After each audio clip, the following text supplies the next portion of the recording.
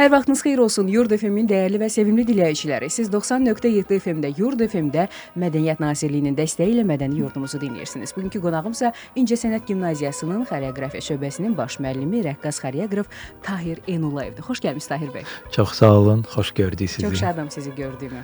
Bahəm, qarşılıqlıdır. Mən həyat və yaradıcılığınız haqqında sual verəcəm. Amma gəlin ilk növbədə bundan sual verim ki, həqiqətən də rəqs insanı cavan saxlayırmı görəsən? Sözsüz əlbəttə ki, ruhla cavan saxlayır, amma fiziki baxımdan hər bir professional rəqqasın mütləq travması olur. Necə bir travma məsələn? Bədən ağrıyır, ayaqlarda travma olur. Yəni baxır da hansı trüklər eləmisənsə, yəni xalq rəqqasısansa, mütləq ayaqlarda, əllərdə travma olur. Balet ifaçısısansa, mütləq orada da travmalar olur. Yəni belə bir professional rəqqas ya rəqqası yoxdur ki, travmasız təqaüdə çıxsın. Amma ruhumuz cavandır, o həmişə qalır və mənə elə gəlir ki, qalacaq.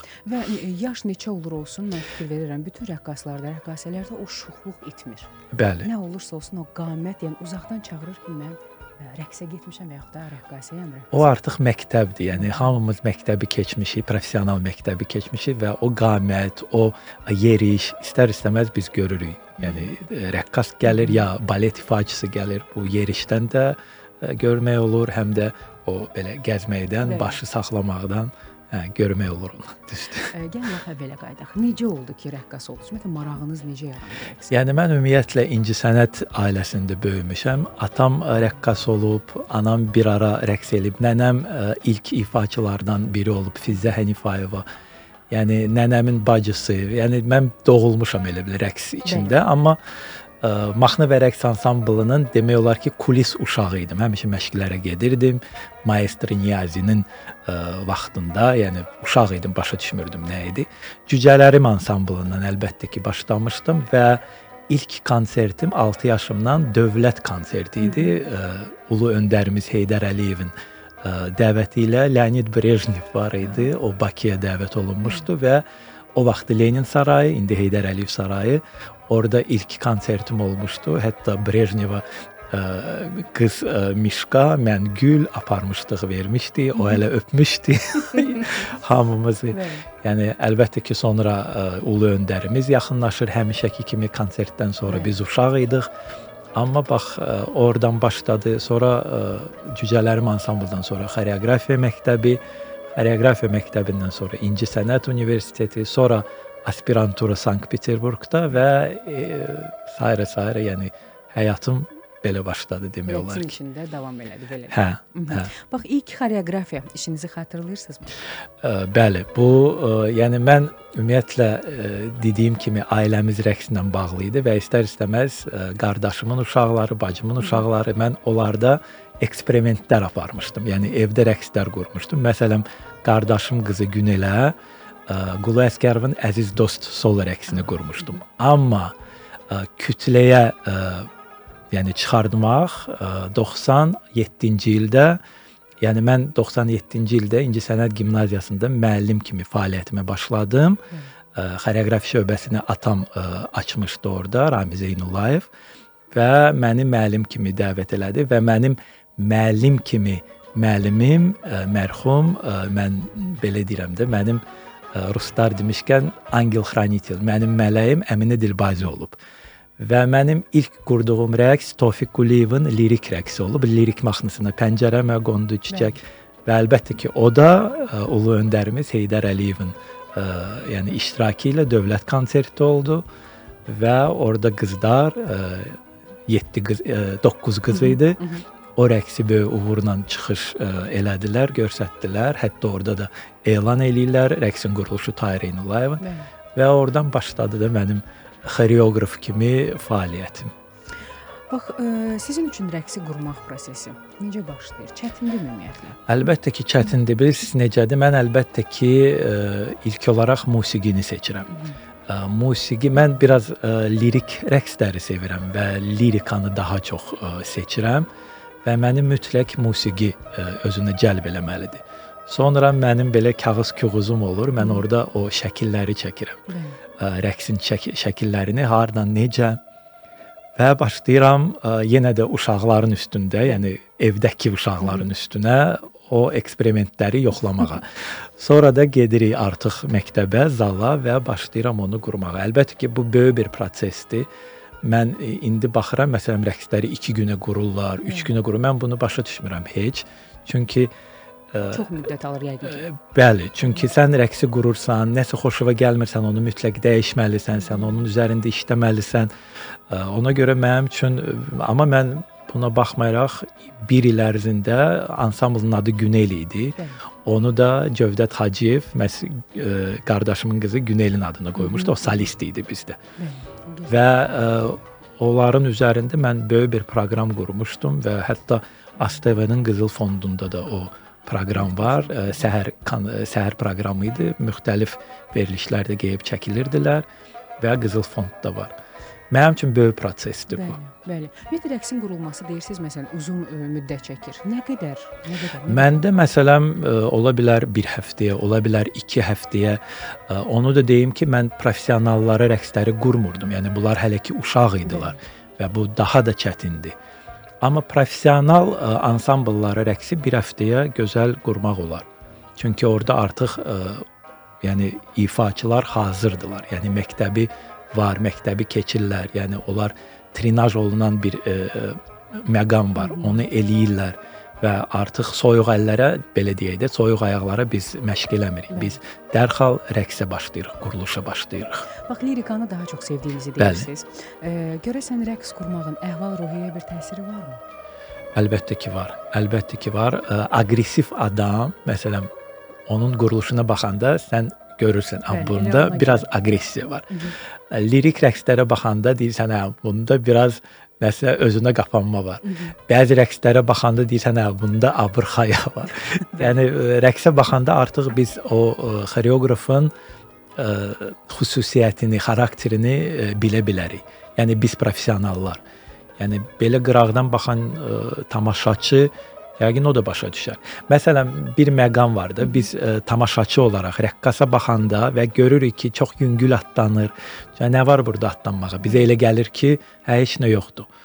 Amma bunun o professionaldır ki, o belə yüngül bunu göstərir. Amma var ki, tamaşaçı rəqqasa baxır, deyir, vay, yazıq, necə çətindir ona, necə, bu artıq düzgün deyil. Bu çətinliyi, belə başa düşürüm, göstərmək lazım deyil. Lazım deyil. Biz öz problemlərimizi, öz çətin məqamlarımızı tamaşaçıya verməyək. Tamaşaçı gəlir, yəni biletini alır, üzr istəyirəm, pulunu verir, biletini alır, gəlir zövq almağa. Yəni dincəlməyə. O mənim problemim, xəstəyəm, xəstə deyiləm, ağırdır mənə, travmam var. O ona aid deyil, o ona maraqlı deyil. O gözəlliyi və yüngüllüyü görməlidir səhnədə. Ona görə biz bunu, yəni məktəbi keçən professional, çox o professional sözü işlədirəm. Çünki bu mütləqdir səhnədə. Həm televiziyada, həm başqa bir konsertlərdə. Biz o yüngüllüyü, o gözəlliyi görməliyik. Çünki bu yenə də məktəbdən asılıdır. Məktəb mütləqdir. Mədəni yurdumuz. Sizcə Azərbaycan rəqsinin təbliği üçün, daha da inkişaf olunması üçün nələr lazımdır? Əlbəttə ki, maddi durum burada çox önəm daşıyır, amma yenə də çox sağ olsun Mədəniyyət Nazirliyi, məsələn, bu yaxında Dövlət Rəqs Ansamblı böyük bir truppa ilə, böyük bir kollektivlə, hətta musiqiçilər də, orkestr də getmişdi, Türkiyədə böyük bir konsert verdi. Və bu böyük bir maliyyədir, bu boyda kollektivi aparmağa, amma bu çox olmalıdır. Yəni nəyimiz əskikdir gürcülərdən, yaxud da Rusiyanın kollektivlərindən. Bizim də çox gözəl kollektivimiz var. Biz də onu bütün dünyaya necə vaxtı ilə eləmişdik, göstərmişdik. İndi də göstərə bilərik, çünki çox önəm daşıyır mədəniyyət, rəqs mədəniyyəti Azərbaycanın təbliğində. Ümumiyyətlə görəsən bizim rəqs mədəniyyətimizlə digər Qafqaz ölkələrinin rəqs mədəniyyətində arasındakı fərqlər nələrdir? Bax, məsəl üçün mən amatyor gözlə baxıram, fərqləri çox cüzi görə bilirəm. Amma baxırsan ki, əl-qol hərəkətləri, sanki o incəliklər biraz da bizdə də var. Oxşarlıq var, amma bizim rəqslərdə daha çox müxtəliflik çoxdur. Yəni bizim hər bir bölgənin öz rəqsi var. Hər bir bölgənin öz hərəkəti var. və bizdə xanımlara hörmət var rəqsimizdə. Yəni biz məsələn gürcülərə baxanda onlarda 2-3 rəqslərində xanımlara hörmət var. Məsələn Likuli yaxud Kartuli. Amma Hörmət deyərkən nəyi nəzərdə tuturuq? Jestlərimi, rəqs zamanı? jestləri, hərəkətləri, xanımlara baxışı, xanımların kişilərə baxışı, mütləq o rəqs mədəniyyəti deyirik. Bizdə o var. Qızların lirik rəqsləri, qızların məsələn heç bir rəqsdə sındırmalar yoxdur xanımlarda. Bir cür. Bizdə müxtəlifliyi çoxdur. Yəni onun məsələn Hind rəqsləri də var, amma o qədər də belə şirin deyil. Bəli, keçid yoxdur, sanki birbaşadır, iti-iti hərəkətlərdir. Amma bizdə mimika böyük bir rol oynayır qızlarda. Kişilərdə həm çevik rəqslərimiz var, amma bizim həm lirik rəqslərimiz var. Yəni kişilərin hansı ölkədə lirik rəqsləri biz görürük heç yerdə. Bizdə bəy rəqsi var. Bizdə məsələn Mirzəyi rəqsi əslində kişi rəqsi idi. Babalarımızın kişi rəqsi idi. Bizdə o mərdlik, o gözəllik kişiyə, o deyirlər belə samballı kişi gəlir. Yəni biz bu rəqslərdə biz onu göstəririk.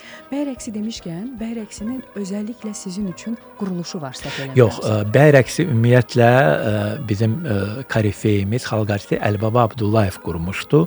Gənclik suitası, Rəşid Əfəndiyevin Gənclik suitasında və onun ilk ifaçısı Ramiz Məmmədov olub. Amma sizin üçün də qurulmuş. Mənim üçün Əminə xanım Dilbazi, yəni bir tamaşa qurmuşdu, Azərbaycan toyu və o rəqsi başqa cürə qurmuşdu. Bəzi hərəkətlər var, yəni Mən izlədim amma çox gözəl, çox incə hərəkətlər. Mən orada lirik hərəkətlərdir. Bəli, belə qıraqdan baxırlar ki, uşaq hərəkətləri də, amma yəni mən yenə də deyirəm, quruluşçu necə quruluş veribsə, mənim borcumdur onu belə rəqs eləməyə. Mənə görə bu gözəldir. Mənə görə orada bəy kimi, yəni bu belə deyim də, o bəy başqa rəqsdir, bu bəy başqa rəqsdir. Ona görə mən çalışıram, bəli, hansı ştrixlər var. Yəni mən onu nəsə eləyə bilərəm, amma yenə də xoreoqrafın icazəsi ilə. Bəs digər o dediyiniz, misal üçün, illər öncə bəy rəqsinin tamamilə başqa ifaçılar olub. Hərəkətlər arasındakı fərqlər nələrdir? İllər fərqi də var əslində. Bir neçə il sonra deyim. Belə deyim də, yəni Əlibaba Abdullayevin qurduğu bəy rəqsi əslində elə bil kişi toyudur. Yəni bəyi səhnəyə gətirirlər. Yaxud da belə də bəy orada hərəkətlər daha çevik, orada hərəkətlər daha texniki baxımdan çətin və orada kişi özünü göstərir də. Yəni məndən yoxdur, mən beləyəm, mən beləyəm. Əminə xanımın qurduğu bəy rəqsi elə bil mən xanımın yanına gəlirəm və xanımın yanında bunu rəqs edirəm. Biraz da incə, biraz da belə yenə də abır, biraz da hörmət. Yəni mən xanımın yanında özümü belə artıq bu biraz o hökmranlığı biraz daha aşağı salırsınız. Elə bil temperamenti biraz aşağı salmışdı Əminə xanım. Bəli. Ümumi olaraq Azərbaycan rəqs mədəniyyətinə nə daxildir? Çünki bu çox gözəl bir termindir əslində. Rəqs mədəniyyətimizdən danışırsınız, amma ümumi olaraq toplasaq nələr daxildir, nələr var? Çox şey var. Çox şey var. Mütləq balet demək olar. Çünki Azərbaycan baleti şərqdə yeganə, yəni bizim Qəmər Almazadəmiz var. Xalq professional rəqsdə yeganə Əlibaba Abdullayevimiz var. Əminə xanımımız var. Bu yaxında rəhmətə gedən Roza xanımımız var idi. Yəni bu adlar artıq tarixə düşən adlardır. Bu adlar artıq qızıl fonda, qızıl hərflərlə yazılan adlardır. Bizim gözəl hərəkətlərimiz var. Bizim gözəl rəqs adət-ənənələrimiz var. Bizim yallılarımız. Hansı ölkədə biz görürük ki, bir rəqsin 120 növdən çox növləri var. Amma bizim yallılarım Naxçıvanda nə qədər yallılar var. Yəni çox şey aiddir bizim rəqs mədəniyyətimizə. Ümumiyyətlə Azərbaycan rəqs mədəniyyəti çox baxımlıdır, genişdir və bunu nə qədər öyrənsən də həyat yəni sənə bəs etməyəcək. Hər gün nəsə öyrənirsən. Ümumiyyətlə rəqs eləyərkən ağlımıza ilk gələn jestlər, əl hərəkətləri və s. Amma sizin rəqsinizi izləyərkən mimikaların da dəyişdiyini, üz hərəkətlərinin dəyişdiyini, sanki o rəqsi yaşadığınızı görürük. Ehtimal ki, yəqin ki, bu rəqsi ötürəndə bu da çox vacibmiş. Əslində mən çox fikir vermirdim buna, amma çox hamısı bir-birini tamamlayır. Ona görə yəqin ki, bizə bir addım daha yaxın gəlir sizin rəqsləriniz. Baxın, müəllimlərimiz Leyla xanım Vəkilova, Xumar xanım Zülfüqarova, Allah onlara rəhmət eləsin, Yusif müəllim Qasımov, Allah ona can sağlığı versin. Onlar həmişə deyiblər, rəqsi ifa eləmək yox, rəqsi yaşamaq lazımdır. Və bizim müəllimlərimiz necə o rəqsi yaşayıblarsa, məsələn, videoda Əminə xanıma baxanda, Xumar xanıma baxanda, dərs keçərkən, yəni rəqs prosesi, məşq prosesinə baxanda biz sadəcə olaraq baxırdıq ağzı açıq o insanlara ki, bunlar yəni tam fərqli, yəni onlar elə bil başqa planetə gedib gəlirlər. Çünki o rəqsi mütləq sən yaşamasan, sən tamaşaçıya heç nə bildirə bilmərsən. Hə, ayaqları elədin, fırlandın, bəs içində, ürəyində bunu mütləq yaşamaq lazımdır. Ona görə mimika buradan gəlməlidir, ürəkdən gəlməlidir ki, mimikaya versin. Bəli. Gənc rəqqas və xoreoqraflara hansı məsləhəti verərdiniz? Bilirəm ki, bizi dinləyirlər. Mütləq tarixi bilmək. Yəni rəqs tarixini mütləq bilmək lazımdır. Bu mütləqdir. Çalışsınlar, mən başa düşürəm indi çətindir, amma yenə də ona toxunmaq istəyirəm. Əgər tədris prosesi gedirsə, hələ biz təhsilimizi davam etdiririksə, biraz o restoran səhnələrdən uzaq olaq. Başa düşürəm çətindir. Başa düşürəm dolanmaq lazımdır. Hər şeyi başa düşürəm. Amma oradan uzaq olaq, çünki o səhnə professional rəqqas üçün deyil. Çünki baxın, o rəqqaslar üçün müxtəlif xüsusi olaraq səhnə var, pol var, yer var və onlar metlaxın üstündə trüklar eləyirlər. Bu sonra travmadır. Sonra kim bunun üzərinə düşəcək, kim bunu sağaldacaq? Yəni sən artıq cavan yaşından o travmanı alırsan. Ona görə biraz tədrislərinə, təhsillərinə daha çox üstünlük versinlər. Restoran da olacaq, iş də olacaq. Sadəcə olaraq biraz möhlət, o diplomu alsınlar, o müxtəlif müəllimlərdən o bilikləri toplasınlar, öz üzərində işləsinlər və sonra da yəni qazansınlar. Mədəni yurdumuz. Yəqin ki, siz də sosial şəbəkələrdə şahid olursunuz. Xanımların artıq biraz daha kişi hərəkətləri ilə rəqs etməklərini. Ağrılı temadır, bəli. Ağrılı tema və sizin kimi zərif rəqs tarixini bilən və zərif xarakterdə zərif xarakterdə olan bir insanın bunu necə travmatik yanaşmasını təsəvvür eləyə bilirəm. Niyə rəqsimiz bu qədər dəyişir? Ümumiyyətlə bax bu bayağı rəqslərə niyə maraq bu qədər artır? Bu biznesdir. Bu mütləq ki biznesdir. Mən buna üzr istəyirəm ifadəmə görə belə deyirəm. Hər tim başı rəqs məktəbi açılır.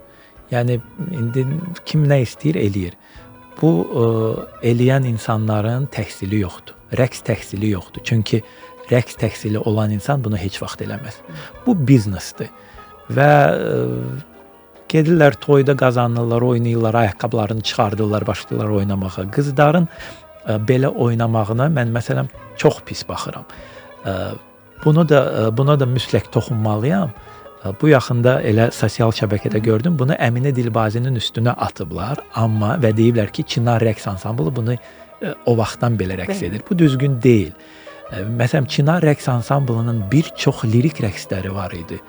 Arzular, Çinar, nə bilim, Bulaq başında 7 gözəl, çox gözəl lirik rəqsləri var idi. Bəli, onun 2 rəqsi var idi. Naxçıvan yallısı və Dolayı rəqsi. Onlar, yəni Əminə xanım Naxçıvan yallısında hətta ulu öndərimiz adını dəyişmişdi və demişdi ki, bu Naxçıvan yallısı olmayacaq, bu Dilbazi yallısı olacaq. Hətta onu da demişdi. Dolayı rəqsi isə Əminə xanım orada qızların mərdliyini göstərib. Yəni bizdə də xanımlar yallı oynayır, amma o ritmdən nə qədər zərif hərəkət etmək olar? Bəli, orada məsələn əllər o kişi əlləri deyildi. Qızlarda qısa ətək var idi, yəni şalvar deyildi. Yəni mütləq hörüy var idi. Amma bunu Əminə Dilbazinin üstünə bağlamaq böyük bir cinayətdir və heç tanımır da kimdir. Yəni bunu deyən insan da ki, Əminə Dilbazini də mən sizə deyim, nə Çinar ansamblını tanıyır, nə özünü tanıyır.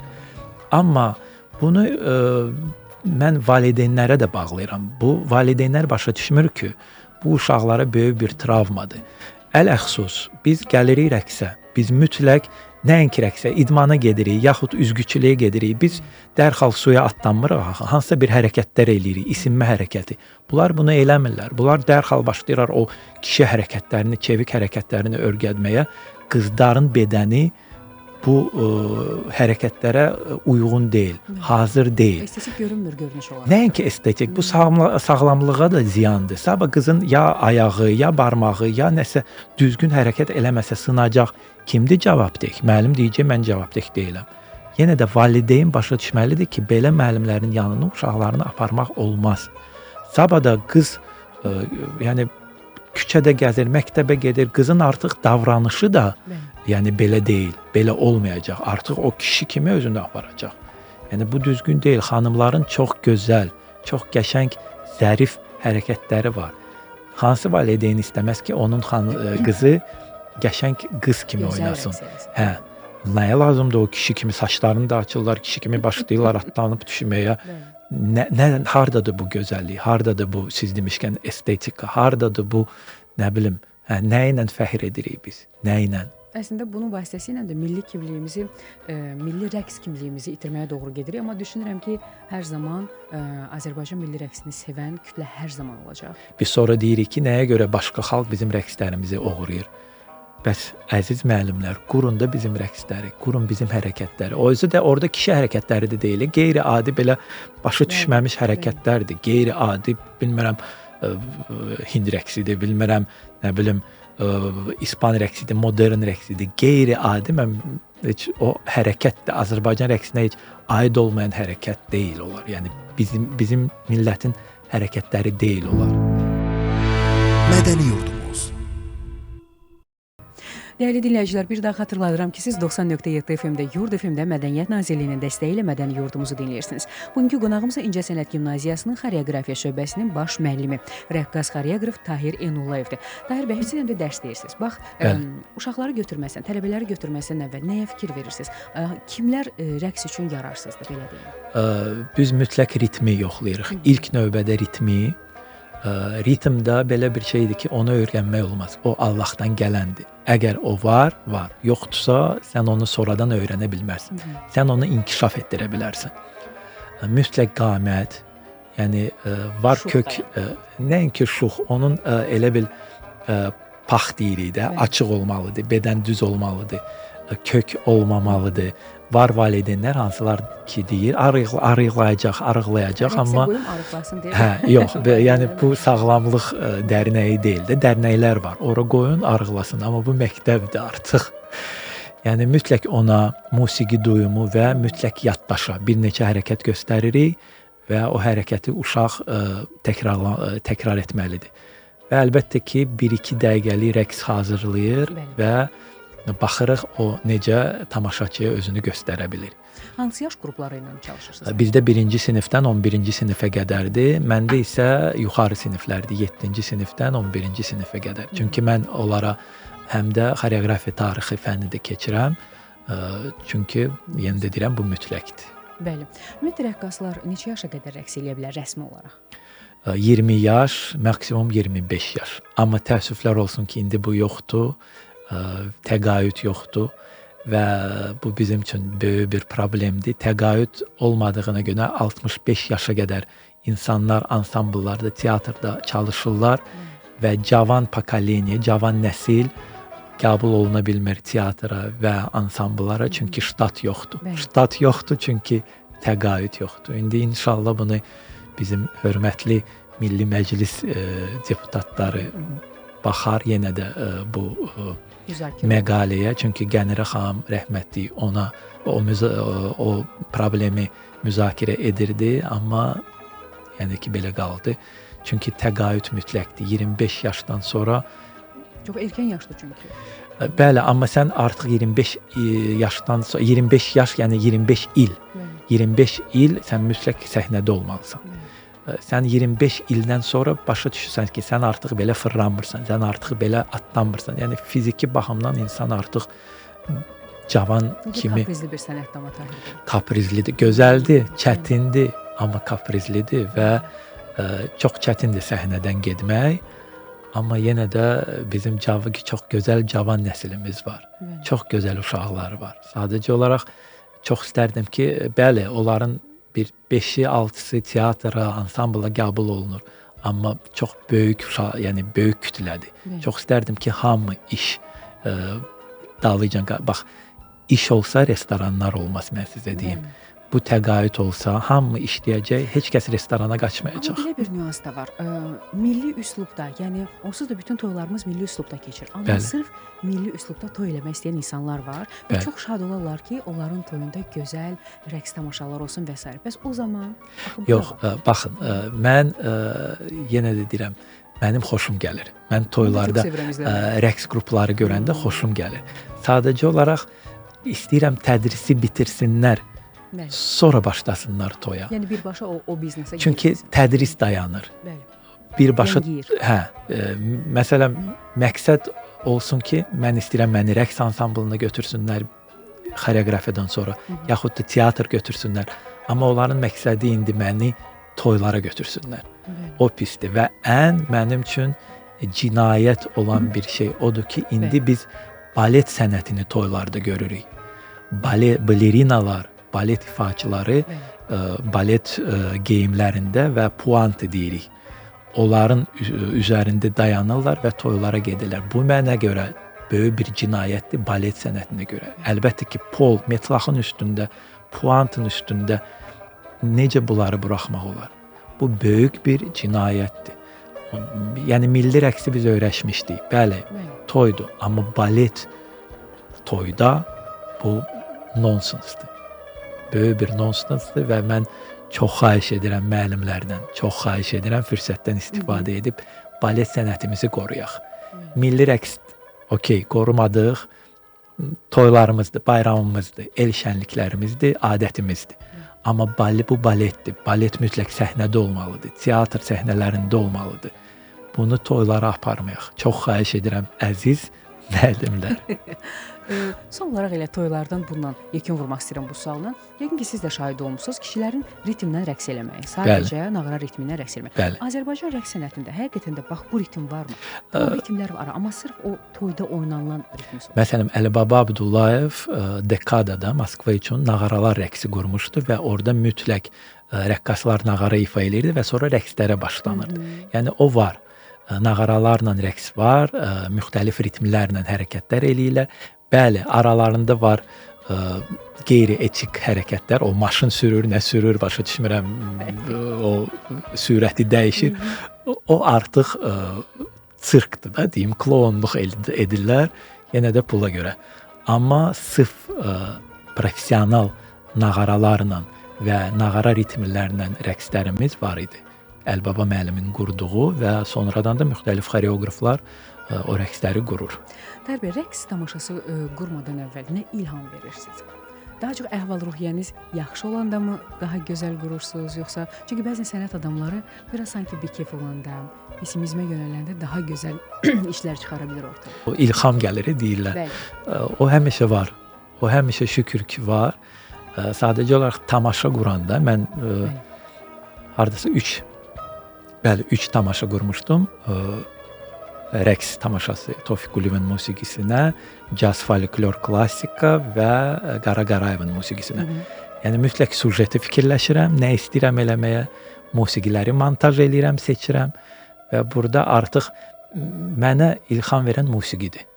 Musiqidir. Hər hansı bir detal varmı deyəsiniz ki, bu musiqidə əsla mənə uyğun deyil, rəqs Var. etmək istəmirəm. Var musiqilər, çox musiqilər var ki, hansı ümumiyyətlə rəqsə uyğun deyil.